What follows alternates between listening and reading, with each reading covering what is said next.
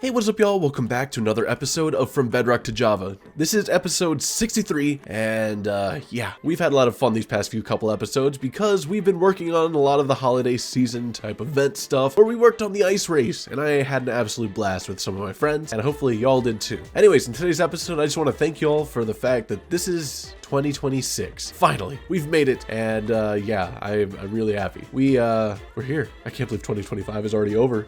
This is what, January 3rd, I believe, when this video comes out. But yeah, 2025 went by in a flash. And now we're on to 2026, where we're going to have another great year, building on this world, making it even bigger, and getting to new adventures. No clue when I'm going to update to the Mountains of Mayhem just yet, but when I do, I'm sure it's going to be an absolute blast. Hopefully it'll be within the next few episodes, who knows, because mods update a little bit slower, and we never know when they're all going to be on the same page. I like to update when most of my mods are able to be on the same pack. That way nothing breaks in this world, and we can enjoy a very similar experience. But anyways, in today's episode, I just want to celebrate the new year. And what better way to celebrate the new year than to build a ballroom? One of the things we've had in this world for a really long time is this ballroom right here. It's completely empty, it's really dark, and it's really ugly. I hate looking at it. So this year, I think let's go ahead and start off with a great celebration here in this ballroom by building up this ballroom into something that is incredible. So yeah, I'm gonna have to figure out a design because once again, I always do this blind. I never come in with a design in mind. I never test it out in a creative test world or anything. It's all done on the spot. So we'll figure something out and yeah, see what happens. Let's go ahead and start today off by just going ahead and repairing our tools. And we of course also need to get out of the holiday spirit. So let me just go ahead and do this so that way we can at least get back to something normal. I think I look pretty good now, don't I? Okay, so let's go ahead and let's go ahead and trade up some stuff to repair our tools. We took a beating over the past couple weeks trying to figure out exactly how to build everything. So yeah, just gotta refill, restock, refuel. The heck is going on over here with these guys? I thought it was like a little baby pig and a big pig, and then I realized one of them is not like the other. That one's not a chicken. See? Phew. I was going crazy there for a second. After putting a little bit of thought into what I said last episode about wanting to upgrade my storage system into something that's even bigger than what it is currently and more automated than it ever will be, I think I have found the perfect spot to actually put it. So over here, this area right over here is meant to be my storage, or well, my warehouse. And I'm thinking that if I upgrade this properly, this could be my storage room, because this entire section right here, up and all the way across over here, is completely free. There's nothing that's going to go here that I have planned currently. So I could honestly just turn this all into something storage roomy if I ever so pleased. And since I plan on building the ballroom, hopefully in today's episode, there should be a ceiling which I can actually build on top of to build a floor. And I have a huge amount of space here for redstone if I ever get to that. So this is what I'm going to mark as my next storage room. You know, hopefully, maybe. Who knows? Because I don't even have walls for this area yet. But if I ever do get to it, I think this will be a perfect spot to do so. Especially since if I wanted to, I could probably break on a couple of these walls to make into more doorways and exits to get in and out of this building. Because one thing I love more than anything for a storage room is for it to be accessible and easy to get in and out of, because one thing that you're going to be doing a lot of when it comes to building is going in and out of your storage room to go do something. That's why I love this area right here, because there's so many ways to go in and out. Because let's see, if I want to come in through here, I just I'm in, grab what I need and get out the window, or go out these doors, or hop out these windows, or if I ever really wanted to, I can even hop up here and out this area. There's a lot of entrances and exits to this one storage room right here that I absolutely adore, so that makes it really hard to top. So if I want to upgrade to a new storage room, it'd have to be just as or even more accessible than what it is currently. And it also has to be more colorful compared to what this is, because I really love this because it has the right amount of space and the right amount of energy, I suppose, that makes this area feel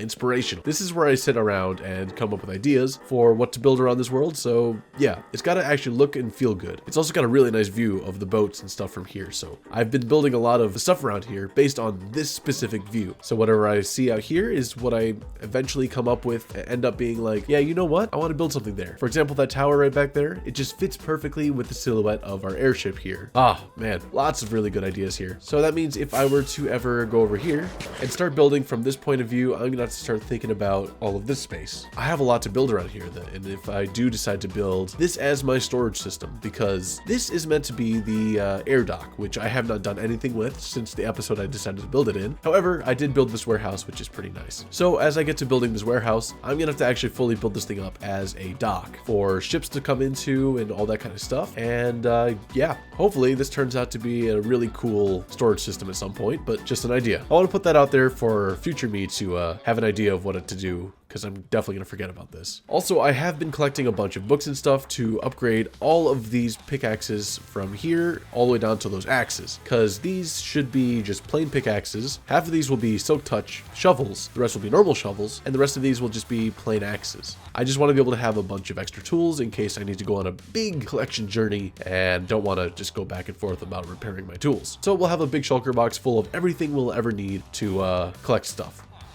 That should be cool. So let's go ahead and start gathering some of the materials we're going to need to actually build up our ballroom, which is right over here. I think in the previous clip, I did say that I do have a design in mind for what I want to do in here. And the main idea is that I want this area to look very similar to this. I want it to be a very similar vibe in terms of colors, shapeage, kind of, and I guess like the overall vibe that this area brings. Since this is supposed to be a castle, the ballroom is supposed to be really elegant in a place where, I don't know, really big parties and stuff happen. So we want it to be very ornate. And what's more ornate than the king's room? I don't really know. Maybe the ballroom. But in that case, we could probably just make the ballroom look very similar to the king's room, and I think that should be good. So let's go ahead and gather a bunch of blocks that look very similar to what we have going on up here. So that's going to mean we're going to need a lot of sandstone. We're going to need some spruce. We're going to need a bunch of like the birch, jungle, oak, maybe some moss. And yeah, I think that should be all we're going to need. Maybe some brick, because I do love the brick. The brick is a very nice little accent color to this area that is a very good transition from this to the sandstone, I think. Let's go ahead and go collect a bunch more sandstone. I've got 6 shulker boxes in my inventory, and I'm ready. And I realized I think I forgot to grab my toolbox. Oh, let me go grab that real quick.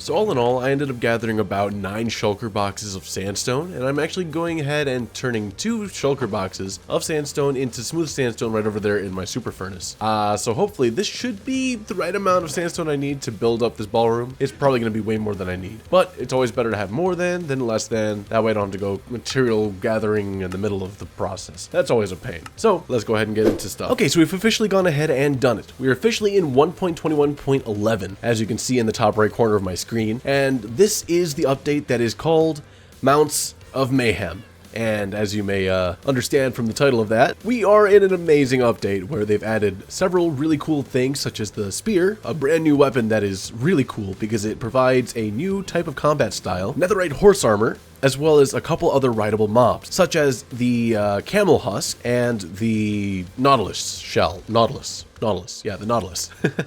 Not nautilus shell, we've already had those. We have the actual nautilus, the thing that lives inside of those shells, in Minecraft, and we can ride them in the water. They're just like horses or any other type of animal. I guess the most comparable thing would be like a happy ghast of the seas. That's what you could call them. And I don't know if we're gonna be able to find one that easily, but we're gonna find one at some point out there in the ocean. Somewhere out there. I don't know where though. I'm gonna have to go look. But a lot of changes were made about mounts in Minecraft. So horses, camels, pigs. Actually, I don't know if pig got any update. I don't even know if donkeys got updates. Nor did mules. It was mostly just horses, camels, nautilus, and that's about it, really. But of course, every other mob can use this new thing. This new thing, like I mentioned earlier, is the spear. So in this update, they added several different types of spears. Each of the spears has different amounts of durability, as you can tell, and they each do differing amounts of damage and attack speed. For example, the wooden spear does 1 attack damage, but has 1.5 for attack speed, whereas the netherite spear does 5 attack damage, but only has 0.87 attack speed, which is pretty darn fast. Or is it slow? Or is it slow? Wait a minute, I don't actually know. Ooh, it's really slow. Ooh, goodness. It takes a while to actually get going, but look at that. Hey, can I point this? I can. Hey, you, what are you doing? I'm seeing you. Look at that. That's actually kind of cool. The spears are going to be a really fun part of Minecraft because these, just like the mace, work with velocity. Whereas the mace works by falling down from high places and doing like a slam to do the most damage, spears work in a different direction. They work in horizontal speed. So if I'm running at you with a spear, I'm going to do more damage, like so, I guess. If I hold down right click and just charge at someone and I hit someone, they're going to take that hit and it's going to hurt quite a bit. So that's why all of the different mounts are going to be really good, especially mounts like the camel or horses or anything that's already really fast. Now, what do I do with all these spears? I don't need all of them. Is this also like, oh yeah, this is also the first item in Minecraft that really makes it so you cannot break any Minecraft block. There's nothing you can do with it. See? If I right click, can't do anything, can't break it. So these can be really cool for various Minecraft mini games or whatnot. Who knows? This can make it so you have Minecraft adventure mode in just basic survival. Can't interact with anything. Well, except for chests, of course. But anyways, let's go ahead and enchant this spear real quick so we can get ourselves something really cool. Lunge 3. Okay, look at that. We immediately got ourselves the enchant that we need the most, which is Lunge 3. The rest we can actually just go ahead and go to the villagers to trade up real quick, because that will be very handy, of course. Let's head on down here. So the cool thing about Lunge, I just want to point out real quick, is the fact that it actually allows you to... Is it this button? Yeah. You can use hunger, as you can look at my hunger bar. Every time I use it, it makes it so I can go faster. So I can go like, pow. But then once I run out of hunger, I can't use it again, so I gotta eat. It's actually a really cool mechanic, and that means that we'll be able to do a lot of damage using the spear, but in the cost of hunger, so we're always gonna have to carry some kind of food around. Let's see, we're at about 5 haunches. Takes us down to about 3.5, which means it takes about 1.5 haunches of hunger to use Lunge 3 on a netherite spear. That's pretty cool. So the enchants that we're going to be able to put on the spear itself are very useful. So let me just show you all what we can actually put on for, in my opinion, the best possible spear. Unbreaking 3, that's obvious. We could put mending on it. Even though in the snapshots we weren't allowed to put mending with lunge, I'm pretty sure they changed it so that we can actually now pair lunge with mending, just because, you know, we want to be able to keep our spears. Looting 3, haha, more mob drops. Knockback 2, this way we can actually like knock an enemy back as we charge at them, which means we have more distance to run at them again to charge again. And sharpness 5 to do the most damage possible. Now we got to go ahead and enchant all these books together and see what we can get. Where are my rockets? Can I don't know. Can I fly like this?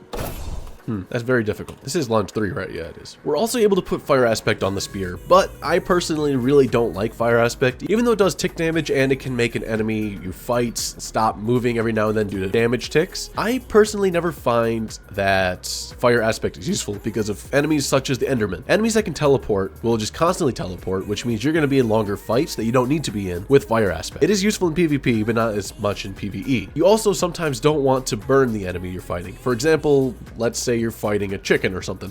You want the, I don't know, the raw chicken. If you kill it with Fire Aspect, it's always going to be cooked. And that's not a good idea if you don't want cooked chicken. I don't know why, but just in that little case where, let's say you don't want something to be cooked. You don't want Fire Aspect. Let's see, since we already have these two together, let's go ahead and put our sharpnesses together. We put Unbreaking with Mending first. We put Looting and Knockback. I'm pretty sure that should be the best way to do it. Yep, Looting and Knockback. Let's put this on first. Sharpness 5 with this, and then this and this. And since we're making a spear, what should we call this? Let's call it the Spear of Ichors. There we go. Beautiful. And we now have what I would consider the perfect spear in Minecraft. Yep, we could just... Oh.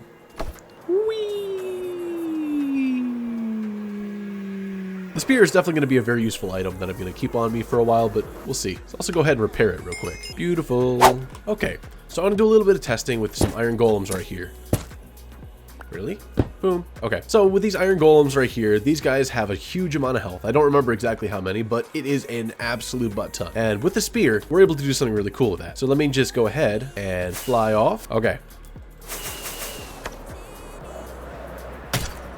See how much health we actually took out of that guy. So I'm pretty sure we hit that guy because he's a little bit cracked. We ended up doing about 18.5 hearts. Oh my goodness, that's an absolute ton of hearts. If that were like a normal player, even without armor, or even with armor, I think, that would have been an insta-kill. Huge amount of damage. So exactly how many hits does it take to kill an iron golem, you may ask? Well, the answer is that it takes about...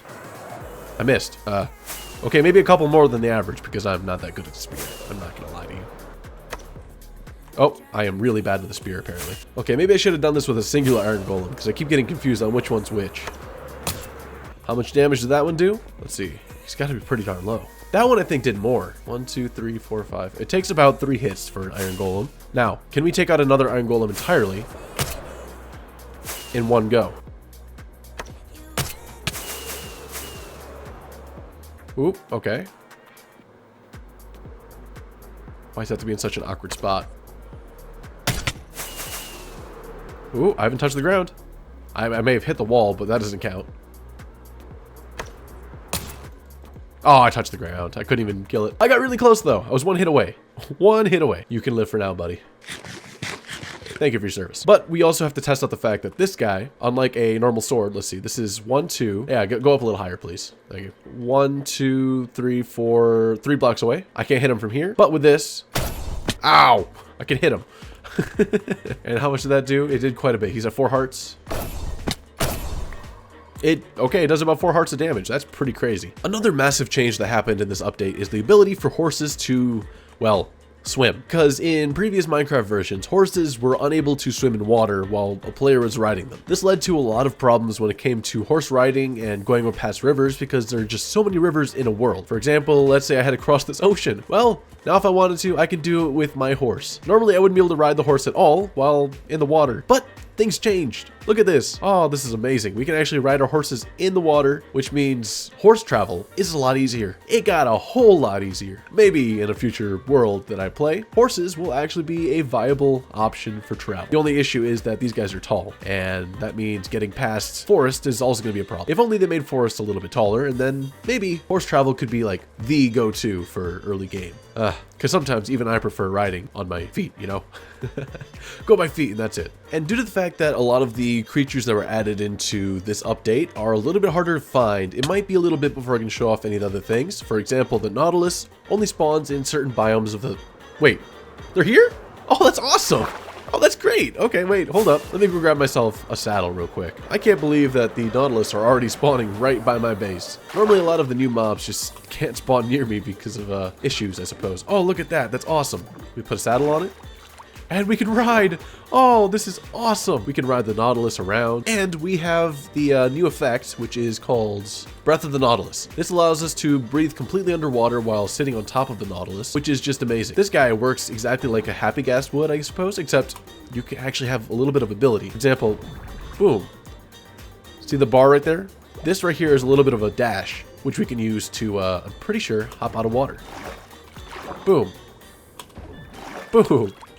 Look at that, we can be dolphins ourselves. That's awesome. And these guys can even equip the new item, the Nautilus armor, which is either in leather, iron, gold, diamond, netherite. I don't remember exactly how many different types there are, but they're really cool. So at some point we're going to go hunting for them because these Nautilus guys are really cool. Let's go ahead and take this guy and put him over somewhere that he can stay safe. And yeah, this is going to be fun. We already got ourselves one of the first mobs that were added, and the other two are going to be a little bit harder because of the camel husk and the zombie horse. I don't know how to find either of them, but eventually we're going to find them at some point. I'm pretty sure the way you find them is to... Oh, wait, come back, please. I'm pretty sure the way you find them is to find a naturally spawning zombie with a spear and a horse, and the horse will always be a zombie, and the camel husk will only be found in the desert at night with a husk, and the other new mob, Parched, I believe, which is a skeleton, which is in desert outfits, which shoots weakness arrows, of course, sitting on top of the camel together with the husk. There's so many new names and stuff, I just keep forgetting them, and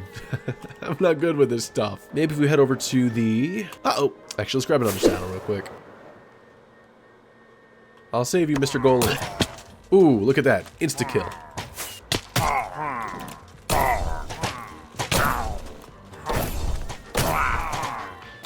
Uh-oh. Eat. Pow. Ow. Not the butt. Watch it. I missed. Oh my goodness. Ooh, take that. So as the night falls, we can now start hunting the camel husk. I don't know how rare of a spawn it is. Hopefully it's not too rare, but we're going to see if we can find it, because I do want to see the camel husk in all its glory. I seem to have also lost my nether portal. Oh, look, there's one of the new mobs. It's a Parched. Those guys are pretty cool. I'm actually debating whether or not I want to grab one, but this is prime time. These things are hard to use. These things also have sweeping edge, which is really cool. Ooh, see, he gave me weakness. Oh, there it is, right there. There's a camel husk thing. Dude, what do I do here? Maybe...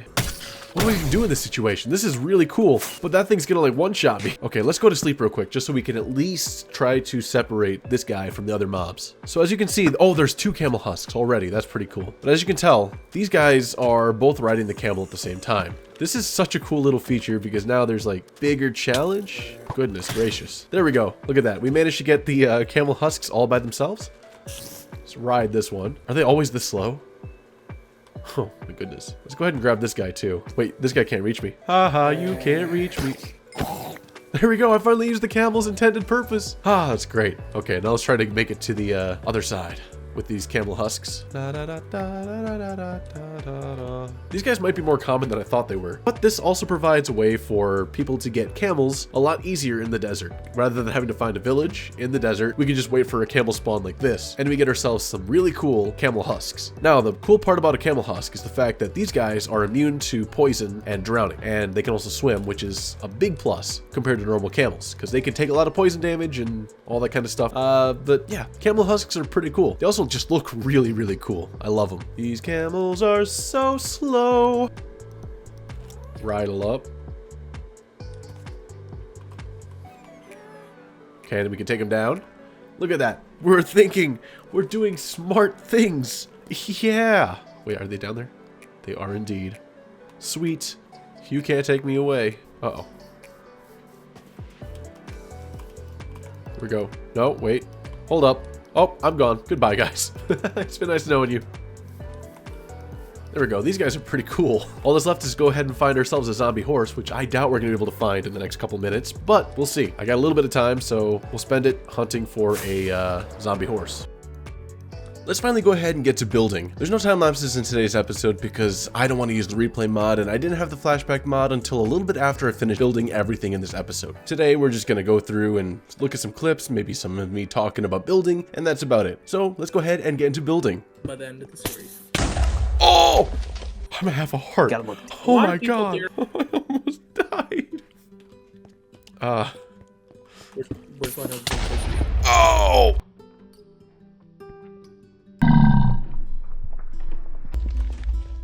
Where's my husband kissing?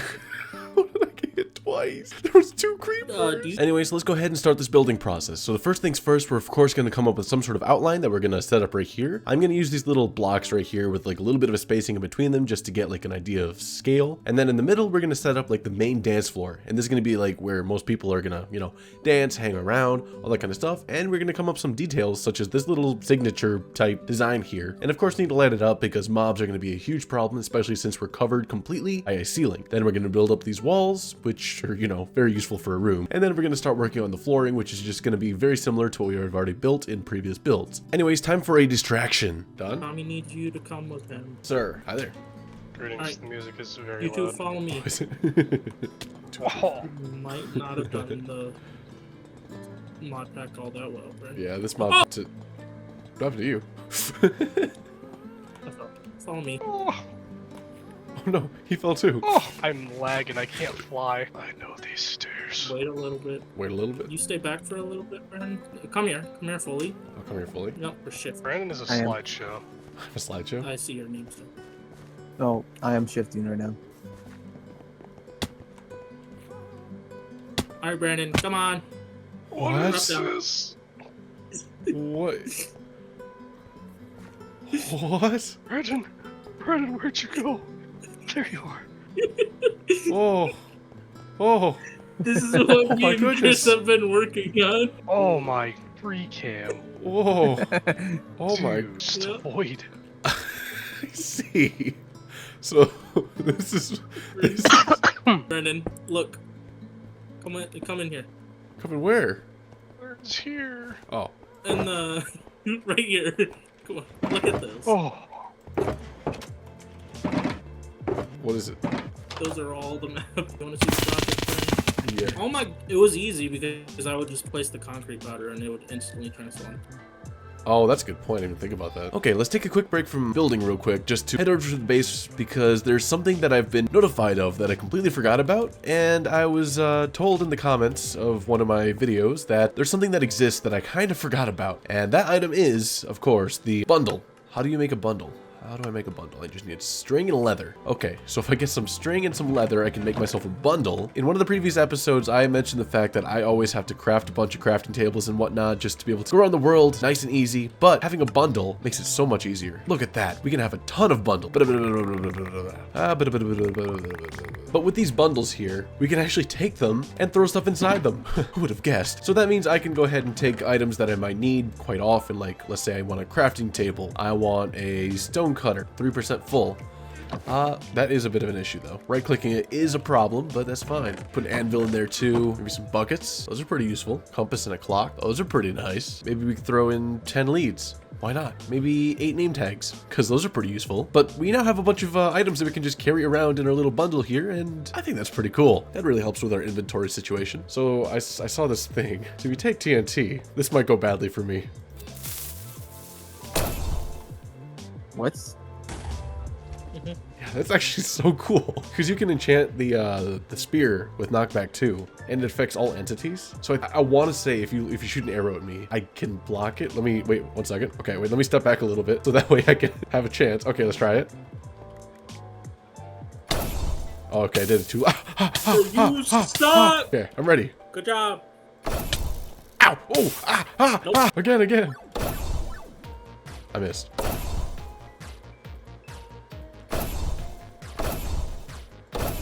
No, Okay. he stood still the whole time. It looks like it is moving forward. I think I am moving forward. Let me, because of the lunge.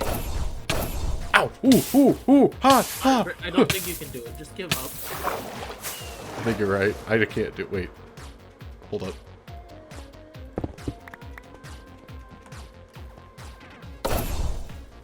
I can't do it. But the TNT is cool. You gave. Alright then, so today's episode's already getting quite long. I have several hours of recording done, and in today's episode we've managed to complete quite a lot, I'm not gonna lie. So here we stand in the Grand Ballroom, which I am absolutely in love with. This thing is absolutely amazing. I love the way it feels. It just looks amazing. Everything in here just feels so grand and so detailed. The only part that's kind of iffy is like this little section right here. I think I definitely need to put in a couple lights or something in here just to make it feel more, well, alive, I suppose, because, you know, stuff that is alive just looks better. That was a really bad way to put it. However, let's go ahead and look around real quick just to look at all the small little details. So as we stand in front of this little section right here, this is one of the main entrances to the base. This part will eventually lead into this section right here, which will be a hall of some sort with an entrance to the ballroom. I am definitely gonna have to put a railing here, otherwise someone's gonna fly off the edge and hurt themselves. But once you're in here, you now have a nice view of everything going on in the ballroom. This is where someone important could probably stand and just look around and hang out, I suppose. But of course, as we go down, we have these little, I guess, mini trees that line these walls. I absolutely love this. I did this in my office right up here with like little trees that kind of just line the walls with some sort of decoration, which provided some sort of natural lighting. I didn't put the glowberries in here because I figured that glowstone would probably work better, because simple trees will probably work better than trees with a lot of details such as those glowberries. So we kept those out. In these little areas right here, we also included some torch flowers, wildflowers, and some dandelions, which of course I never really used these. So being able to use the dandelions is pretty darn nice. They work really well together. I love it. And then this little section right here was originally going to be moss. However, Tommy brought up a really good point. Water looks really cool here. I could eventually put in fish and stuff like that down there to make it like some sort of fancy aquarium that the guests can walk over, dance all over, and like spectate. Besides that, we have our continued little symbol right here, which we have carried across our throne room and our storage room, as we can see right over here with this part in the storage room and this part right up here in the throne room. I don't know what it is about the shape, but I think it's really cool. I don't know if it has any meaning just yet, but maybe if y'all can come up with some sort of meaning for this shape, that'd be awesome. I absolutely love it. It's really simple, but it looks so cool, and it just fills in the space really nicely. As for lighting, this entire room is completely spawn proof, but there are some torches lining the walls. I of course will have to come up with some other kind of lighting because torches are pretty ugly. However, for now, it's good enough because you can't really, well, you can still notice them, but they're not like out in the open on the floor doing like some sort of torch spam. Now let's head on upstairs to the balcony up there. So you gotta climb all the way up here and then head on over this way to where you can enter this little section right here and overlook everything everything going on in the ballroom. There's not really much going on up here except for the fact that we have like this little detail with the mangrove crossing the room, and then I don't know, there's not really much going on here. However, it's a really cool view of the roof, which I have to point out because I'm really proud of this thing. I love the design of this thing because it has these really unique little support beams, I suppose, that just look really cool and actually provide lighting. The shape of the roof is also just really cool because it has all that geometry, and it really makes you look up and look at the intricacy of it all, even though it's really simple, just like little slabs going up to a single point and then going back down. All right then, I took an arrow. Oh goodness. The last thing that we really have to show for this area is the fact that down here is eventually going to be like kitchen quarters and all that kind of stuff for the staff to provide stuff for the guests dancing in this ballroom and for the guests outside. It just makes sense for it to be over here. So that's for a future episode, which I don't know when that's going to be because I do have other plans for other things I want to get started on in the next couple episodes. So yeah, I'm excited and hopefully you are too. So anyways, hopefully you enjoyed today's episode because today's episode was an absolute blast. We did a huge amount of work. Happy New Year, y'all. I'm really excited. We're finally in the Mounts of Mayhem update. We built ourselves a ballroom. We had a lot of fun, and we're gonna have more fun in the future. So let's go ahead and end off today's episode. Thank you all for watching, and of course, have a good one, y'all. Goodbye. Haha.